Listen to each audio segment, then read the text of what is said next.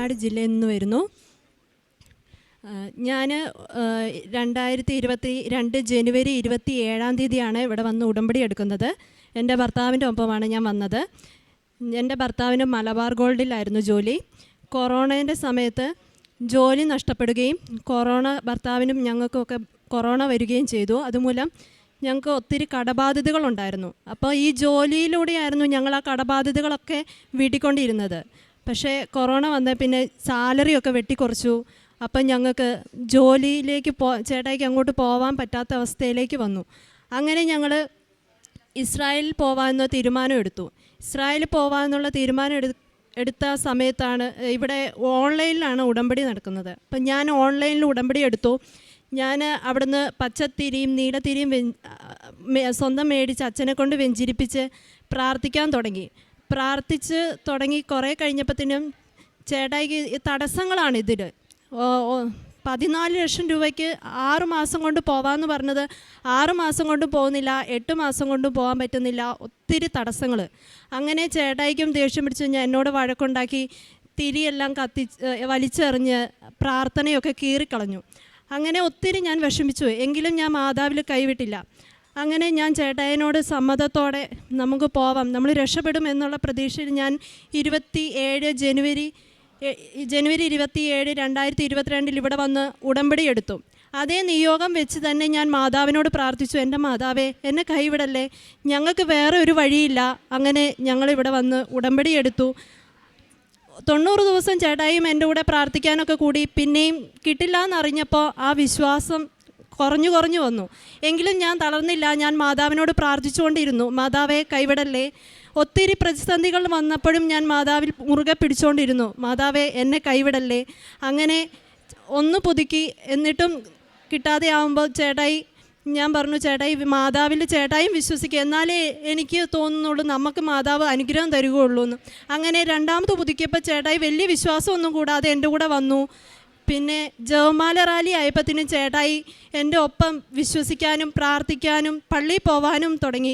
അങ്ങനെ ഞങ്ങൾ ജപമാല റാലിയിൽ ഞാനും ചേട്ടായും ജപമാല ചൊല്ലി, ജപമാല റാലി മൊത്തം ഫുൾ ജപമാല ചൊല്ലിക്കൊണ്ട് നിർത്താണ്ട് ഞങ്ങൾ ചൊല്ലിക്കൊണ്ട് തന്നെ ജപമാല റാലി കംപ്ലീറ്റ് ആക്കി.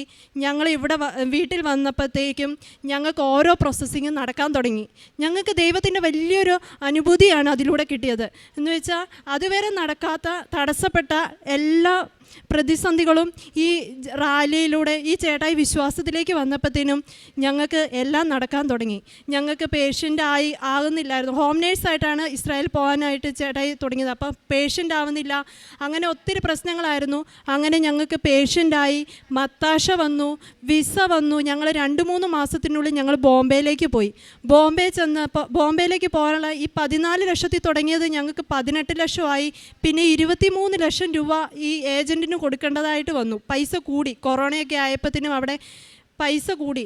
എന്നാലും ഞങ്ങൾ മാതാവിൽ മുറുകെ പിടിച്ചു. ഈ 23 ലക്ഷം രൂപയും ഞങ്ങൾക്ക് വേറെ കടം ഉണ്ടായിട്ടും ഞങ്ങൾക്ക് 23 ലക്ഷം രൂപയും ഒരു ബുദ്ധിമുട്ടും കൂടാതെ കിട്ടി. അങ്ങനെ ഞങ്ങൾ ബോംബെയിൽ പോയി. ബോംബെ ചെന്നപ്പോൾ എന്താ പറയുക, മാതാവിൻ്റെ അനുഗ്രഹം എത്രത്തോളം ഞങ്ങൾ അനുഭവിച്ചെന്ന് ഞങ്ങൾക്ക് പറയാൻ പറ്റുന്നില്ല.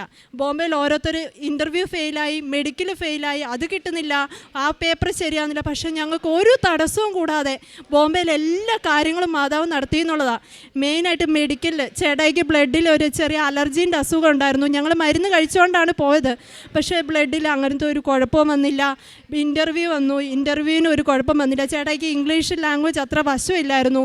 ഇംഗ്ലീഷ് നന്നായി സംസാരിക്കാൻ പറ്റി. ഇംഗ്ലീഷിലൂടെ ആയിരുന്നു ഇൻ്റർവ്യൂ. ചേട്ടായിക്ക് എല്ലാം പറയാൻ പറ്റി. അധികം ക്വസ്റ്റ്യൻ ഒന്നും ചോദിക്കാതെ ഞങ്ങൾക്ക് വെറും 3 മിനിറ്റ് കൊണ്ട് ഇൻ്റർവ്യൂ കഴിഞ്ഞ് ഞങ്ങൾക്ക് വന്നു. പിന്നെ പാസ്പോർട്ടിൽ വിസ അടിച്ചു വരാൻ ചിലർക്കൊക്കെ ബ്ലാക്ക് സീലൊക്കെ വരും. എന്താ കുഴപ്പമൊന്നും പോലും അറിയാതെ ഒത്തിരി പേര് വിഷമിച്ച് പോകുന്നുണ്ടായിരുന്നു. എന്നാലും ഞാൻ മാതാവിനോട് പറഞ്ഞ് ഞങ്ങൾ പ്രാർത്ഥിച്ചുകൊണ്ടിരുന്നു. അപ്പം ഞങ്ങൾക്ക് ബ്ലാക്ക് സീലൊന്നും അടിക്കാണ്ട് ഞങ്ങൾക്ക് പാസ്പോർട്ടിൽ വിസ അടിച്ചു വന്നു. വിസ വരുന്നതിന് മുമ്പ് ഞങ്ങൾക്ക് 1,00,000 രൂപയും കൂടെ ഈ 23 കൂടാതെ 1,00,000 രൂപ ഷെക്കലായിട്ട് ഞങ്ങളുടെ അക്കൗണ്ടിൽ നിന്ന് അവിടുത്തെ ഏജൻസിയിലേക്ക് അയക്കണമെന്ന് പറഞ്ഞു. അപ്പം ഞങ്ങൾക്ക് ഭയങ്കര വിഷമമായി. 1,00,000 രൂപ ഇനി എങ്ങനെ ഉണ്ടാക്കും എന്ന് വിചാരിച്ചുകൊണ്ടിരുന്നപ്പോൾ ഞങ്ങൾ ആ ഏജൻറ്റിനെ വിളിച്ച് ഞങ്ങളിങ്ങനെ പറഞ്ഞു, സാരമില്ല, നിങ്ങളുടെ ഈ 1,00,000 രൂപ ഞാൻ അടച്ചോളാം എന്നും പറഞ്ഞ് ഞങ്ങൾക്ക് വലിയൊരു അനുഗ്രഹം ഉണ്ടായി.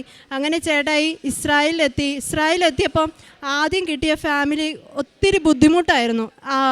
അഡ്ജസ്റ്റ് ആവുന്നില്ല, ഭക്ഷണമില്ല, അങ്ങനെ ഒത്തിരി ബുദ്ധിമുട്ടായി. ഞങ്ങൾ മാതാവിനോട് പ്രാർത്ഥിച്ചുകൊണ്ടിരുന്നപ്പോൾ മാതാവ് ഞങ്ങൾക്ക് വേറെ നല്ലൊരു ഫാമിലീനെ തന്നു.